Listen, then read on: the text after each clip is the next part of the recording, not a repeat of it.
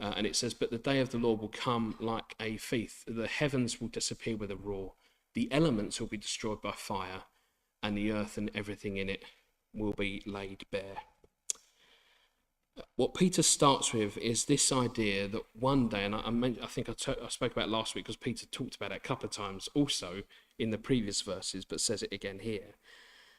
What he starts with is the idea that one day life on earth will be here at one time, and then it will be gone the next. And we'll get to that. How do we see that it's just almost in a moment that will happen?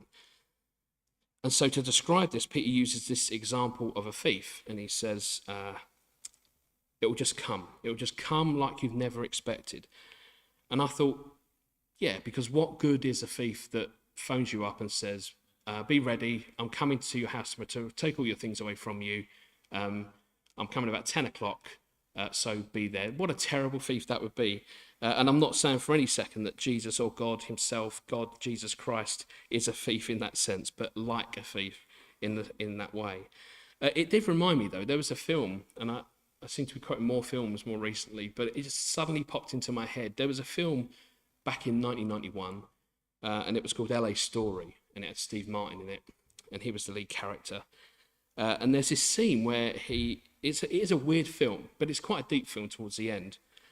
But there's this scene where his character is in a queue in a cash machine queue, an ATM, as the Americans call it, ATM.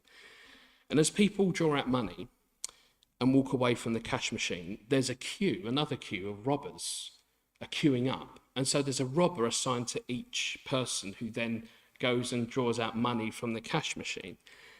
And as people draw out money and walk away from the cash machine, there's these robbers, and they're waiting to take money from each person as they draw money from the cash machine.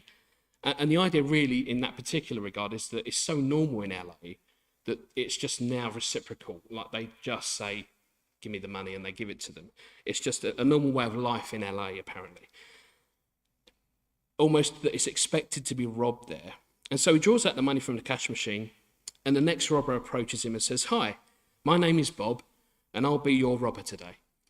And just as expected, he says hi, and he hands over the money. And this just keeps going on and on behind, like in the scene. People just hand over, and the robber introduces themselves, and they hand over the money. Just to be clear, this is exactly opposite to what God will do. There's a sense of, obviously, that's just happening, and we should all expect it. But Peter describes, in the sense of the second coming, Jesus returning, as the opposite. You will not know the day or the hour. And even Jesus says this himself, right? He says, only the Father knows when he is going to return. Jesus himself, and we can get into the debate about Jesus also being God, and how does he not know the day returns if he's also God? That's a different thing. But he doesn't know because the Father knows, and he'll send Jesus at the time the Father knows is right. But it will be, as Peter says, unexpected. And so what we find here in Matthew 24, 42 to 44, it says, therefore keep watch, because you do not know on what day your Lord will come. But understand this, if the owner of the house had known at what time of night the thief was coming, he would have kept watch and would not have let his house be broken into. So you also must be ready, because the Son of Man will come at an hour when you do not expect. And so what will this burning up look like? We've seen that Jesus will come at a day that he chooses, or that God the Father chooses, and God the Son will appear. But then what does the burning up look like? Because we've all looked at Revelation, and some of it's imagery, and some of it's real, some of it's stuff that will happen, and some of it's imagery for the sake of trying to describe what God will do. So what does the burning up look like when Peter's so extreme in his language, and he says, the earth will be destroyed. Everything in it will be destroyed.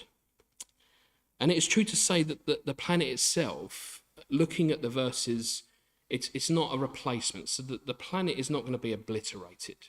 We know that because the language is that life will be stripped from the earth, in effect. That's what he means by the earth and the heavens. Heavens is the sky, earth is the planet, is the layer over the planet. And so he says, God will clear all that, because what's happened is man has infected it with sin. He's basically broken it.